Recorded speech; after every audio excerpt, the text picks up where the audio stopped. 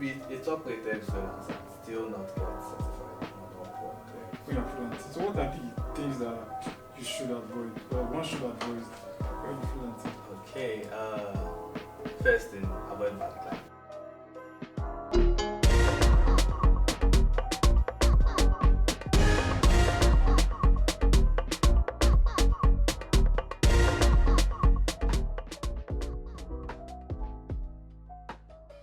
Hey guys, so I'm back here with Barnabas, and in this video I'm going to talk about how to become a successful freelancer on platforms like Upwork, Fiverr and other freelancing platforms.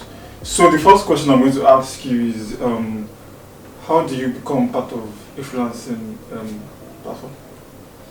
Okay, so I think it's pretty much simple. You have to create a profile on any of these platforms, be it Fiverr, be it Upwork, Total, and the others, right?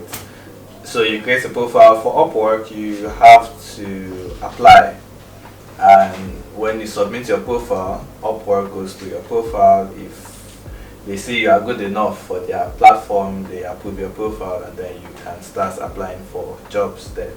For Total, you make your profile up, you need to have a website, then you enter into this application process, right? So I think it's in 4 or 5 stages, and if you scale through the 5 stages, then you become part of their network as well, and then can start applying for jobs. For Fiverr, there's no application process, right? You just need to rank. Right? The clients need to be the ones to come to you directly. Right? There's no job proposal process in that, so there's no application process as well. So that's how you get into the networks. So take for example now Upwork. So how do you stand out from other people in your niche? Okay. Other designers in your niche? Yeah. So your profile is, can make or break your success on Upwork. You need to have a very nice profile. In fact, you need to have an excellent profile, because mind you, you are competing with other very good designers, right, on the same platform. So there's the long bio, right? So you sell yourself on that long bio. Right? Don't be like others, right? Just put yourself in your client's shoes. Hey, the client wants to employ me.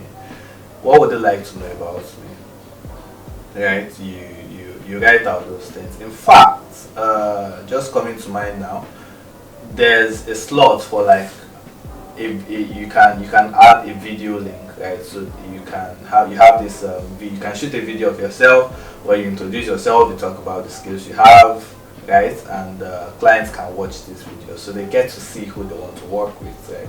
That can also make I'm guessing it builds more trust. Exactly, yeah. So also you need to have a very, very nice portfolio, right? So your portfolio needs to stand out. Put out original work that you've done, if possible. Put out case studies there, right? Don't just show the visuals. Show them what the process was like to get visuals as in dribble shots. Yeah, don't dribble shots, right? Put full products out there. Mind you, be careful and make sure that none of those projects in your portfolio have NDA clauses to them, right? So because those companies can sue you for that, so they have to be free of NDA. Yeah, so once you have that, make sure your profile is 100% complete, right? For Upwork, it has to be 100% complete.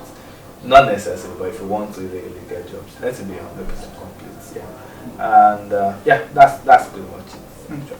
So now Upwork now. So there's this thing called like certification. So how do I get certified as on Upwork? Okay, well, to get certified. Okay, so let's not mix it up. One, there's verified. Okay. Right. For you to be verified, right, you need to so Upwork is going to, maybe after your first client, right, Upwork would send you an email telling you they would like to meet you virtually, right, via a call. They want to see the face. They just want to make sure that you are the person that's actually doing the job. So your face has to match your profile picture, right? You tell them, you give them a brief background knowledge of yourself. So once you can, prove that, you get verified, right? You verified Upwork freelancer. Then for certified, right, that's an invite only thing. Upwork would be the ones to decide if they reach out to you, if they want you to be certified on their platform. So you just do good work, right? If you keep doing good work, at a point in time, Upwork would send you an email inviting you to get on the application process. And the application is pretty much simple. You just need to make sure that your profile really has amazing work there. So Upwork is going to go through all your portfolios, and if it reaches the industry standard, right, then you get certified. Right? So you just need to really have a very nice portfolio. But so there are some freelancers called top rated, right? And top rated, I think it starts from anyone who has earned $8,000 and above. You could be a top rated freelancer and still not get certified on Upwork, right? So that's not necessarily a factor, right? Your portfolio is the determining thing, right, to get certified. But to get the invitation, you need to have made sure that you do good jobs for clients. Right? Yeah, exactly, make your clients happy. They may invite you. So, how do you get high-paid jobs on Upwork? Can you run us through the process of? Okay, getting high-paying jobs. So here, high-paying jobs is relative. Right? Okay. So it now depends on what you call high-paying jobs. So some people, high-paying jobs could be $1,000. Some people it could be 5,000. Some people it could be 20, 25, 50. Right? There are levels to this thing.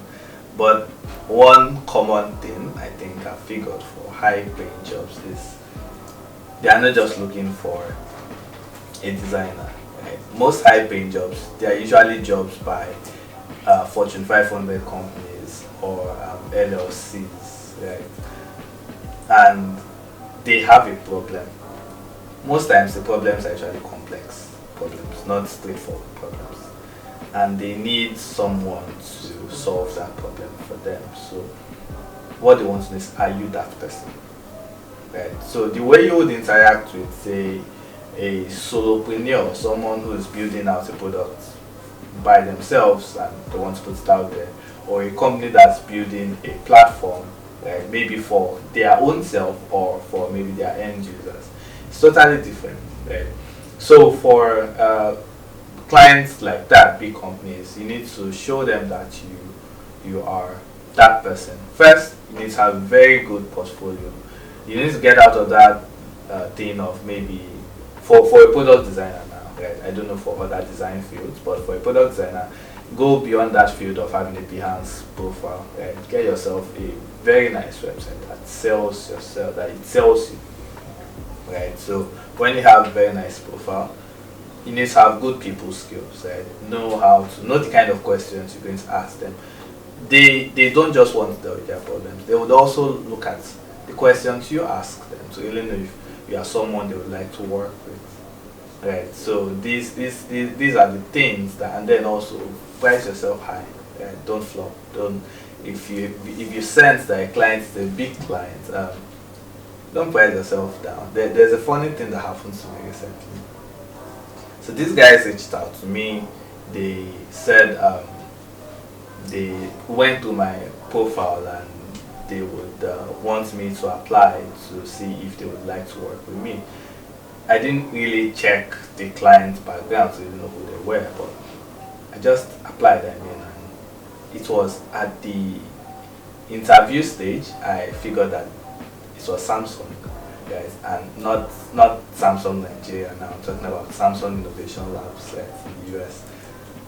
And this happened after I had given them my pricing. Yeah, my pricing. Right. So if I had gone solo, I would have messed myself. Funny thing, I was not even impressed. I felt if you're Samsung, you could have done better than that.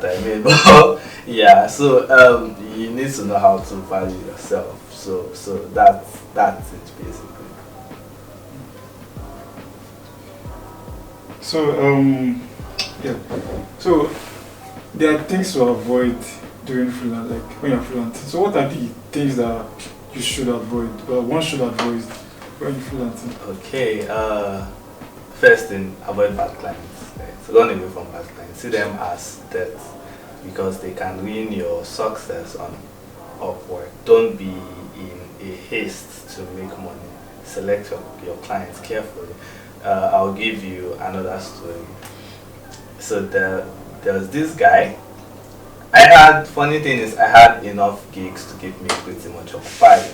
But because I'm also a business person, I try to push myself to the limit to see how much make in a month. And it was not even really a huge gig. I mean, just about $500 thereabout.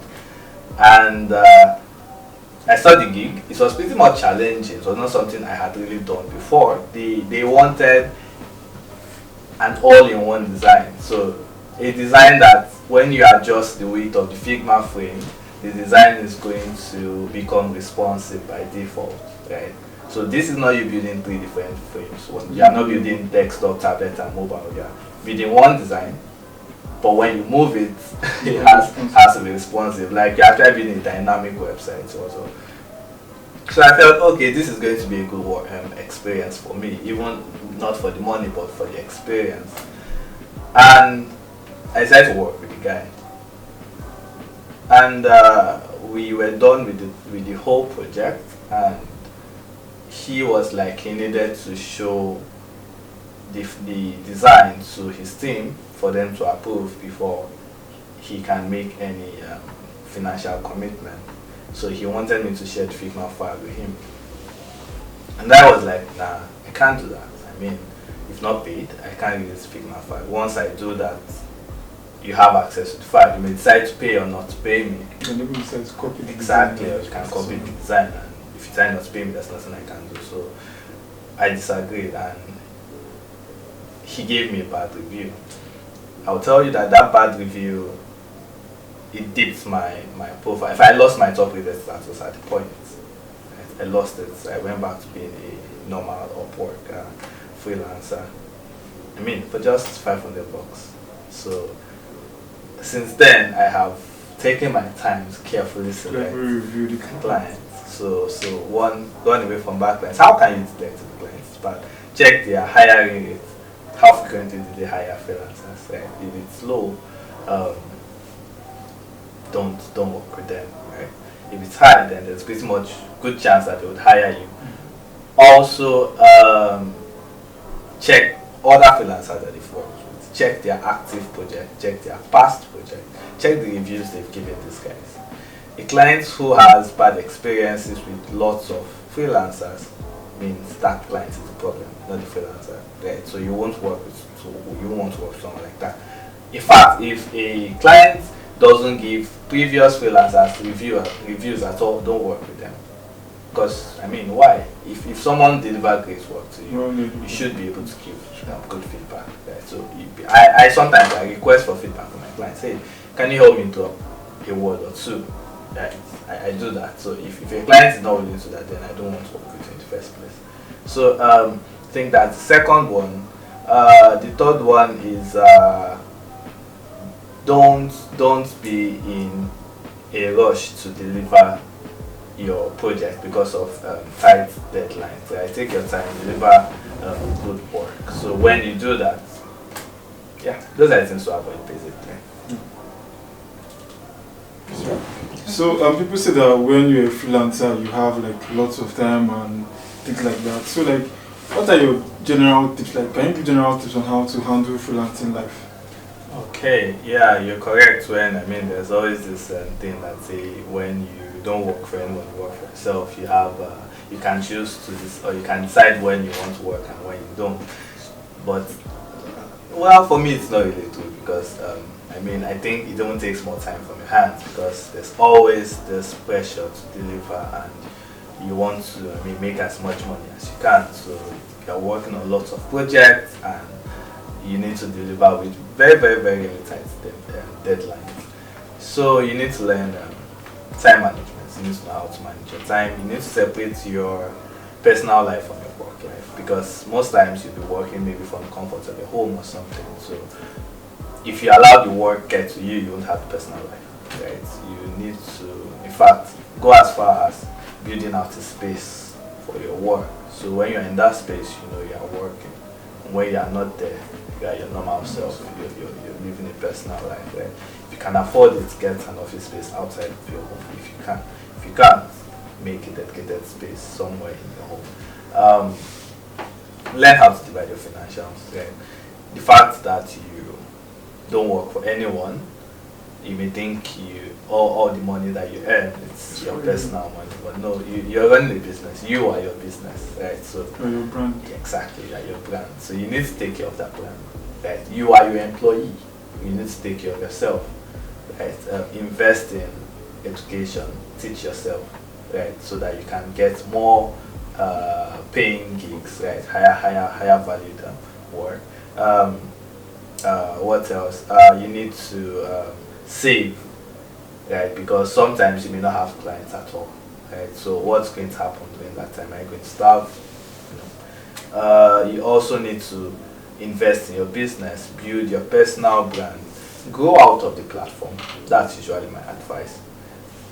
I don't know if most of these freelance platforms are going to be there in the next 10, 15 years from now, but you are going to be there. You are still going to exist, hopefully.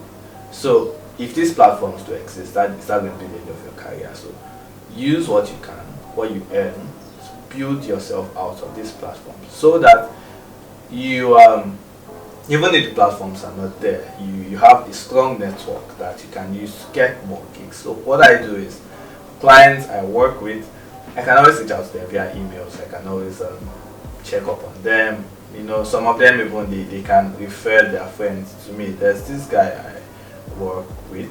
I still work with him. The funny thing is, he has a very good UI UX. He has a very good product designer friend. Right, that's a big guy in the US there. But he likes to work with me. I don't know why. Right, he just likes to work with me. And there was a day he told me that he showed my work to his product designer friend, and his friend was like, wow, this is good stuff. This guy is doing industry standard stuff that is really surprised how someone would be in Nigeria and can deliver this kind of work. Right? And he linked me up with this guy. So that way I'm building my network. So even if I'm out of Upwork, I can stand by myself. Another thing is, don't depend on just one of these platforms. At least have 2 or 3. Right. Right now, for me, it's Upwork and TopTown. I don't do Fiverr. Right. Because if one isn't getting you enough jobs, you have another platform that you can work on. We also always go for high value jobs, right? So even if you have low value jobs on one platform, you have high value jobs on the other, right? I would rather take I'm saying I would rather, doesn't mean I do, but I would rather take a high paying gig of say maybe say couple of thousands of dollars, right? Maybe from 10, 15, 20, and I'm working with these people for maybe 2-3 months, than take a $500 gig that I'm going to do maybe within a week, right? Because whatever project you're going to do that's going to be worth maybe thousands of dollars or tens of thousands of dollars, is going to be a big project, right? And that will build your portfolio more than when you're working on a small project, right? Also, the kind of network you build working with those kind of guys is different from the kind of network you build with the former. So you just really you need to learn how to pick the kind of clients you want to work with.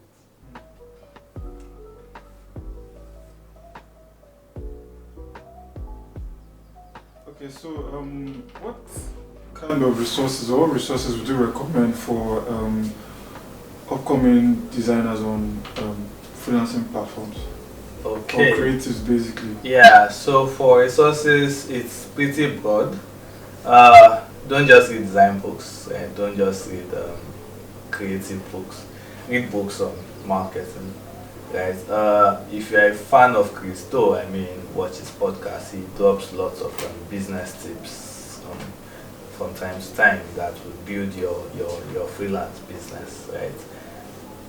Structure your learn stuff that will teach you how to structure your business or your business, your brand. Go legal, have legal documents, learn what all these legal terms are because they can be used against you. Like companies could be funny. Get an advisor, maybe financial advisor, or if you can't afford to do that, learn how to do financial statements, how to maybe do double entry systems, how to know if you're making profit or loss, all of those things. It's more like, so just learn business stuff, right? Don't just learn design stuff, learn business stuff, how to build the business because you are a business. So we've reached the end of the interview, and you guys don't forget to like, share and subscribe, and don't forget to follow Barnabas on social media platforms. So what are your social media platforms? Well, at least I think I exist on LinkedIn, so Okay. Barnabas Ajayi on LinkedIn. So yeah, we'll put that in the description. Yeah. Thank you very much. Thank you. Yeah.